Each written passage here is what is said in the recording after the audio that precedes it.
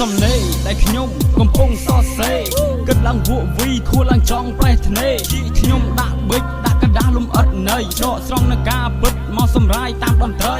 អ្នកមានរថយន្តឬតូចក្រយានយន្តសូមស្ដាប់សំឡេងថ្មីពីកវីគៀសុគន្ធខ្ញុំចាប់ប្រធានបទមួយនេះយកមករាយរាប់បង្កើននៅចំណេះដឹងឲ្យអ្នកដែលបានស្ដាប់និយាយពីបញ្ហាខាងផ្នែកចរាចរណ៍ខ្ញុំនឹងជូនជាពិសេសទៅដល់អ្នកដែលបើកបរនៅក្នុងស្រុកខ្មែរសូមអ្នកមើលបរិមាគ្រួងថ្នាំងបាត់ជីវិតស្ថិតិឡើងអង្សានៅលើផ្លូវគោកកំណើតអ្នករងគ្រោះមានទាំងអ្នកស្លាប់មានទាំងអ្នករងរបួសជីវិតដ៏មានតម្លៃត្រូវខ្សែនៅតាមថ្នល់បុកគ្នារបាត់របាយពិតជាគួរអកុសលបងប្អូនញាតិសន្តានគ្រួសារជនរងគ្រោះស្រែកយំអាឡោះអាល័យជីវិតនេះលឿនហួសអ្នកខ្លះប៉ះទង្គិចដោយមិនមានចេតនាឯអ្នកខ្លះមានបំណងប៉ងដោយចេតនាអ្នកមិនគោរពច្បាប់ជិះលឿនលហន់ពេកបុកគេទៅពីទៅវាលអនិច្ចាសែនសង្វេគអ្នកខ្លះមិនដឹងច្បាប់តែគេចេះគោរពសិទ្ធិផ្ដល់តម្លៃឲ្យអ្នកដំណើរដល់គេអ្នកជិះចិត្ត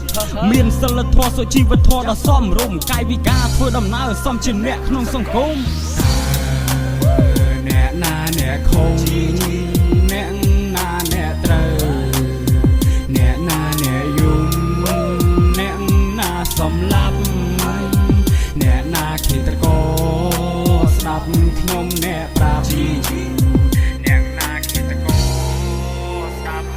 ប្រជាជនកម្ពុជាមិនសូវចេះអធិស្ឋានអ្នកខ្លះមានឡានតែចរិតវាចង្រៃអ្នកខ្លះបើកបរទាំងដែលដឹងផ្លូវចង្អៀតវាខំប្រឹងជន់លបឿនអកតេដល់ចៅមកសៀកដូចជាទីប្រជុំជនពោពេញទៅដោយមនុស្សគេខំប្រឹងជន់លបឿនប្រហែលប្រញាប់ទៅកក់មកឈូអ្នកខ្លះមានឡានតែគេមានសិលធម៌ចេះគោរពដល់អ្នកដទៃលើវិធីដែលបើកបរគេចេះឲ្យតម្លៃលើសិទ្ធិអ្នករួមដំណើរបុគ្គលប្រភេទនេះពិតជាគួរឲ្យសរសើរបើមួយចំនួនទៀតបុកគេមិនទាន់ងាប់ហើយអាយ៉ែឡានមកកិនបងលុយបំបិតមាត់ជនរងគ្រោះមិនទាន់នឹងដាច់ខ្យល់តែគួរឲ្យសោកស្ដាយគេមិនទុកជីវិតឲ្យសល់គ្រួសារសពបងប្អូនញាតិសន្តានឃើញទិដ្ឋភាពទឹកភ្នែកហូរហាមអ្នកខ្លះបុកគេមានសំណាងរត់រួចតែបើសិនអត់សំណាងប្រជាជនចាប់ក្បួចគេវាយចិត្តណសល់ដង្ហើមចង្រិតតម្រាំប៉ូលីសគេមកដល់ឆាស់នឹងអស់ជីវិតជនស្លូតត្រង់ក៏អាចជាឃាតករឯជនល្មើសច្បាប់ក៏អាចជាឃាតករបើសិនជាអ្នកធ្វើប្រហែលទៅលើច្បាប់ចរា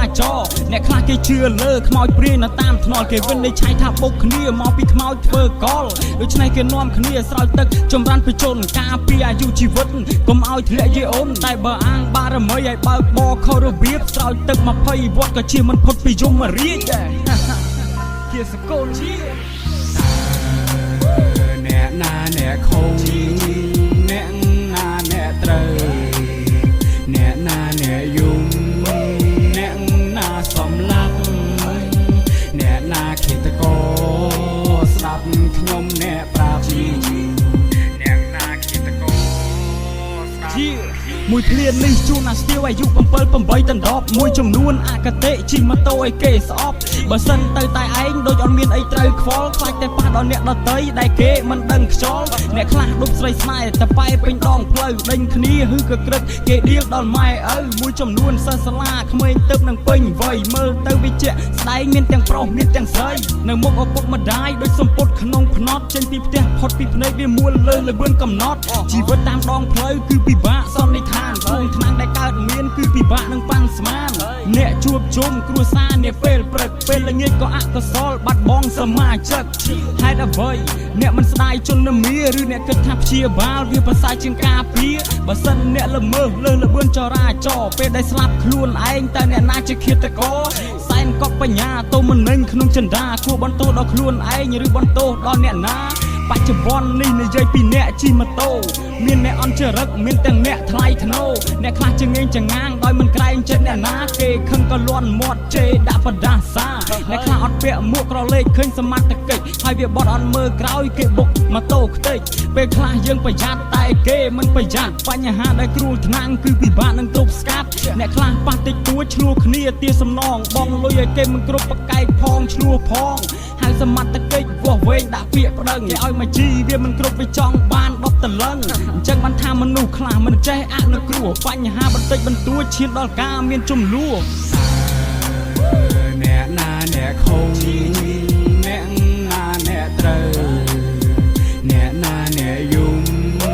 អ្នកណាសំ